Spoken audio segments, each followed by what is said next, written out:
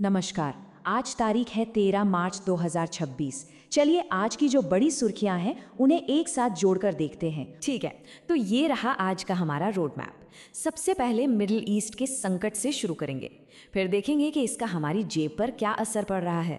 उसके बाद देश के अंदर क्या चल रहा है उस पर नजर डालेंगे और फिर आखिर में पहुंचेंगे आज के सबसे बड़े सवाल पर। तो चलिए शुरू करते हैं पहले सेक्शन से। मिडिल ईस्ट में एक नया संकट। सच कहें तो यही आज के बड़े ग्लोबल बदलावों का सेंटर पॉइंट बना हुआ है। ईरान के नए सुप्रीम लीडर मुजतबा खामेनेई ने सत्ता संभालते ही अपने पहले ही ऑफिशियल मैसेज में साफ साफ कह दिया, संयुक्त राज्य अमेरिका को अपने क्षेत्रीय अड्डे बंद करने होंगे। ये बयान अपने आप में दिखाता है कि तनाव किस खतरनाक लेवल पर पहुंच चुका है। तो हो क्या रहा है? देखिए, ईरान, अमेरिका और इजराइल के बीच का जो संघर्ष है वो अब फैल रहा है। मुजतबा खामेनेई के सत्ता में आने से खाड़ी के पूरे इलाके में टेंशन बहुत बढ़ गई है।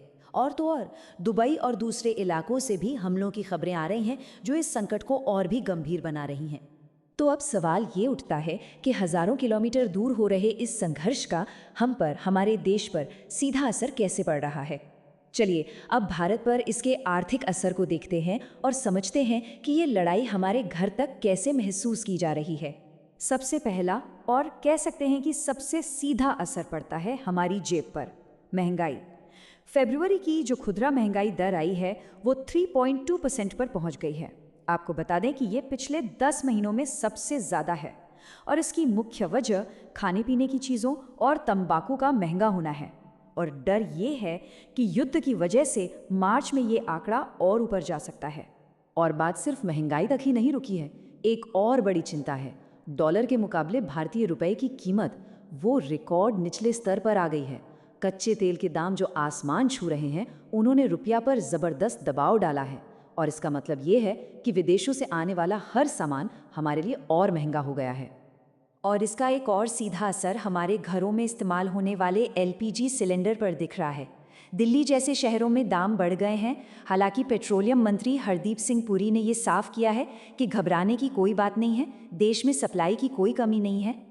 तो ऐसे में भारत कर क्या रहा है? देखिए, ये एक बहुत ही नाजुक खेल है, एक कूटनीतिक बैलेंसिंग एक्ट।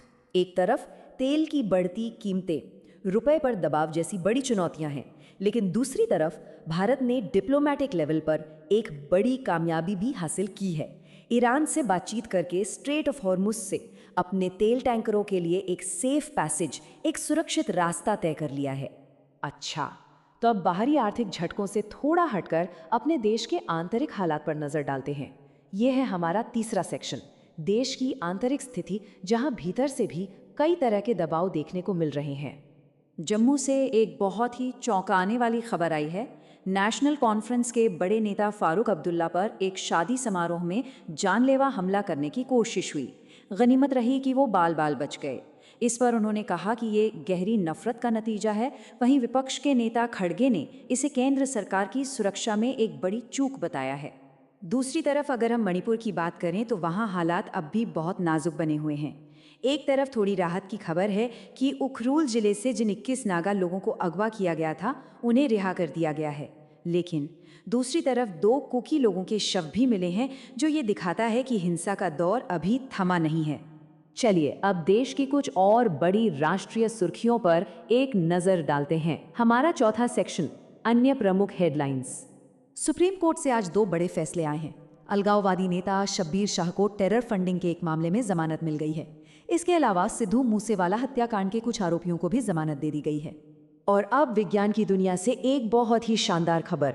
आईएसआरओ ने अपने अगले चंद्र मिशन के लिए एक नए प्रोपल्शन सिस्टम का सफलतापूर्वक परीक्षण पूरा कर लिया है। ये वाकई में भारत के स्पेस प्रोग्राम के लिए एक बड़ी छलांग है। डिजाइन और जमीनी परीक्षणों के बाद मिली ये सफलता हमें चांद के और भी करीब ले जाएगी।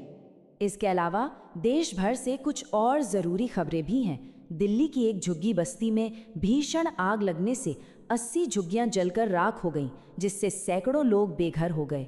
वहीं केंद्र सरकार ने नए डेटा प्राइवेसी कानून के नियमों को भी जारी कर दिया है। और क्रिकेट की दुनिया से खबर है कि स्पिनर कुलदीप यादव शादी करने जा रहे हैं। तो आज हमने इन सारी अलग अलग खबरों पर बात की। अब इन सबको एक साथ जोड़कर देखते हैं और आते हैं अपने अंतिम सेक्शन पर, आज का बड़ा सवाल।